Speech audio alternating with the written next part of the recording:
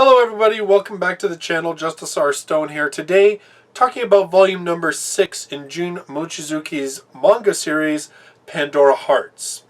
Now, if you haven't watched any of these before, it's full of spoilers. This is a full-on discussion, not just a spoiler-free review, so you have been warned. So, of course, in volume 5, we have our heroes finally getting rescued from the Cheshire Cat's domain. We have Break having to give up, or sort of face the idea of giving up what they've learned about the tragedy of Sablier.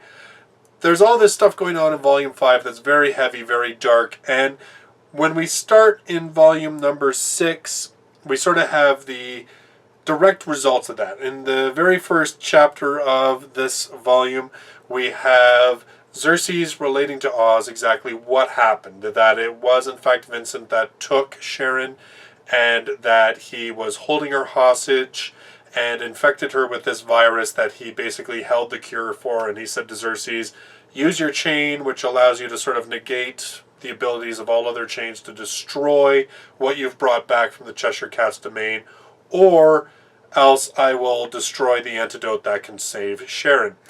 And he's actually infected Vincent, that is. He's infected Echo, his sort of servant, with the same virus so that he can prove that the antidote works.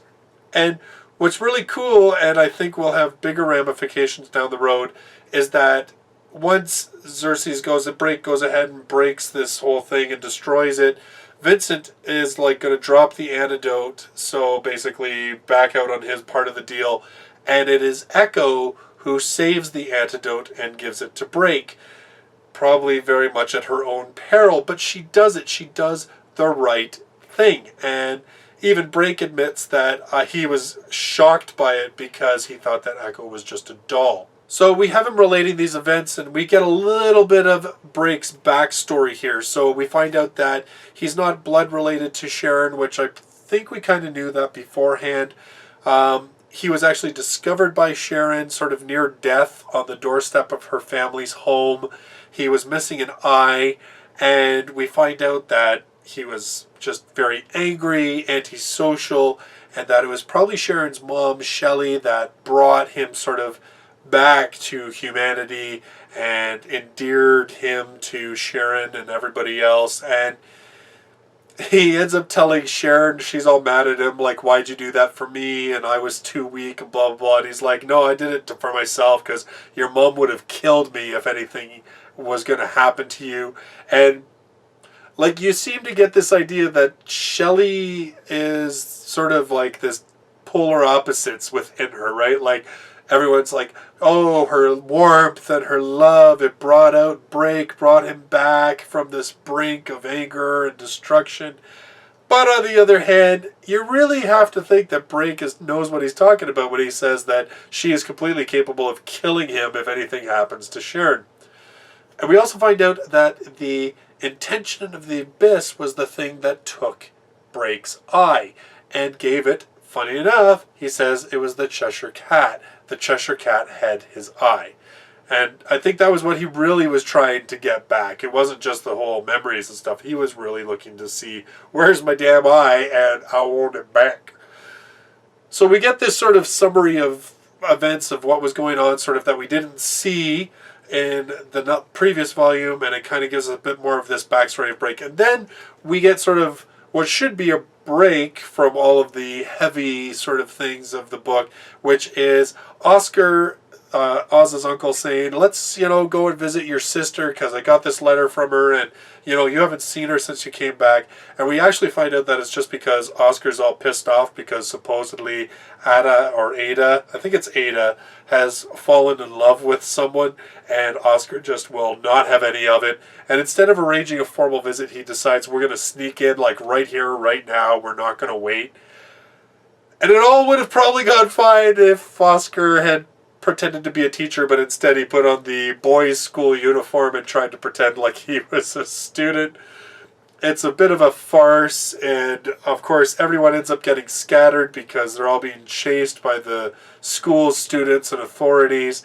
And finally we have Oz coming face to face with his sister, and we get this sort of sweet moment where even though all these years have gone by, and of course his sister has changed, and Oz, in a short period of time, at least from his perspective, has gone through a hell of a lot. We get this sort of sweet moment where they both realize how much they really care for each other still, and how happy they are to meet. And then it gets interrupted by Alice, who has a bit of a fit of jealousy, even though she herself can't even realize that that's exactly what it is.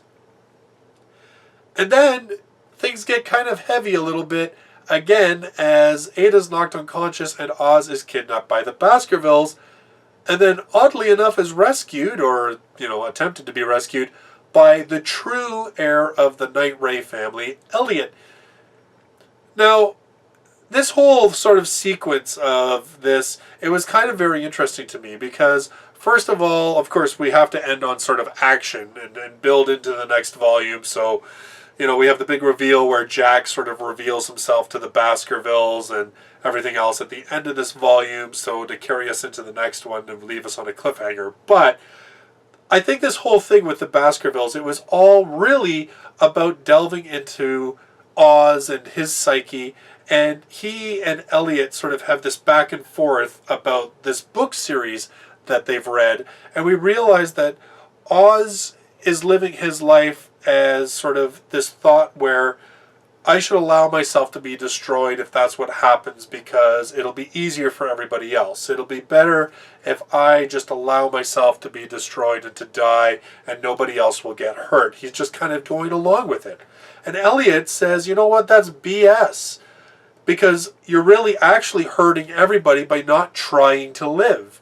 And everybody around you is working so hard to try and keep you alive, and you're just basically spitting in their face by being a D-bag about it, and you try to justify it with it's some lofty idea, but really, you're just being lazy and cowardly.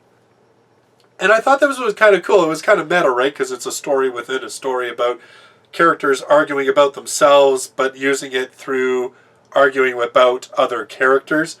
So fiction arguing about fiction, that fiction implies, oh my god. But it's great, and it really works, because it's fun, for one thing, because we're seeing sort of this impact of Oz as he realizes that this book series he loved so much has continued for the 10 years that he's been gone. And this sort of sick revelation that all these things have happened, that he was like, what? You mean like certain characters die and stuff like that? And it was kind of fun to watch that, especially as a reader who's following along a number of volumes. It always impresses me how Mochizuki kind of does that, right? Like how she can use certain things in order to convey such a strong message and yet do it in a way that's still fun and in a way that tells us about our characters. So we learn a lot about Oz and about Elliot based on their reactions to this story that they are both reading. And the conversation that they have as they're running from the Baskervilles and stuff, it really does sort of give us an idea of why Oz has been acting the way he has, and why he seems so oblivious to a lot of the things that are going on, and why he doesn't seem to be putting more effort into actually trying to survive and win. Getting close to sort of the last point that I want to address is the whole thing about why the Baskervilles are there to kidnap Oz in the first place.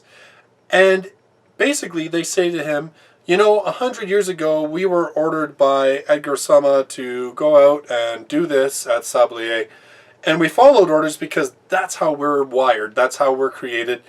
But we're still kind of curious as to why. Like, why did we do that? What did it mean? And I thought that was kind of an interesting statement, and I kind of wondered if, like, we haven't seen much of the Baskervilles. Like, we saw them basically arrive, banish Oz. We saw the one who attacked Oz at the mansion. But the Baskervilles as a group, we haven't seen a lot of them. We don't know much about them as characters. And to me, though, this sort of suggests that there's a change in the status quo. So, obviously, they carried out this whole massacre at Sablier. They caused this whole tragedy. They did it because they were told to. They didn't question it. They didn't wonder why. They just knew that this was the order, and they went ahead and they did it. But now, all this time has passed, and now they're questioning why. And it'll be interesting to see how this plays out, whether it'll create rifts in the Baskervilles themselves, whether it actually does sort of represent a shift in their characters from, I guess, what they were before, even though we don't really know because we haven't seen much of that. So I'm kind of interested to see how that plays out and what exactly they'll do once they have that knowledge. What will it do to them as characters once they have that information? And of course the book ends with Oz having sort of this argument in his head, basically saying like, Jack, these people are looking for you, they're hurting people, everything else. You need to talk to these people, come on, don't leave me hanging. How do I use B-Rabbit's abilities? How do I unlock this? And we have this scene where basically Oz blows the room apart. The B-Rabbit is there, and so is Jack, and that's where we leave again. Oh, these crazy cliffhangers in this series, and it's only volume 6. And I still have, what, like 18 to go? Wow, okay. And it's really funny that you can have a large part of the story about something as farcical as a middle-aged man and a bunch of guys and a girl sneaking into a high school, basically, and turn it into this pretty pivotal episode where we have a thorough examination of our main characters. We have a bunch of background information and backstory revealed about a bunch of other characters. Like, it's a pretty important volume, and yet the bulk of the setup is sort of like your standard high school hijinks, slice of life stuff. And just a sidebar before I wrap this up, why do the Night Rays need Gil or Vincent? Like, if they've already got an heir, why did they let those two into the family? My only guess at this point is that it's because Elliot can't use a chain. Because I notice in this whole battle he's using a sword, but he doesn't summon a chain or anything to fight the Baskervilles. So I'm wondering if that's what it was. He couldn't, align himself with a chain as part of the family, and so that's why they decided to take in Gil and Vincent. Or is there something darker behind it now that we know, because of this last volume, that Vincent is actually tied to the Baskervilles?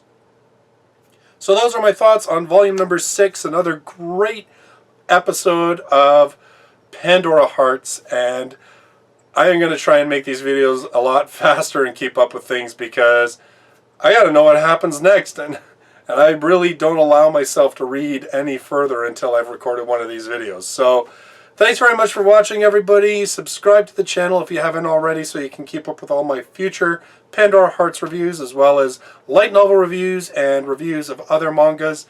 Thanks again for watching. I'll see you in my next video. Till then, bye-bye for now.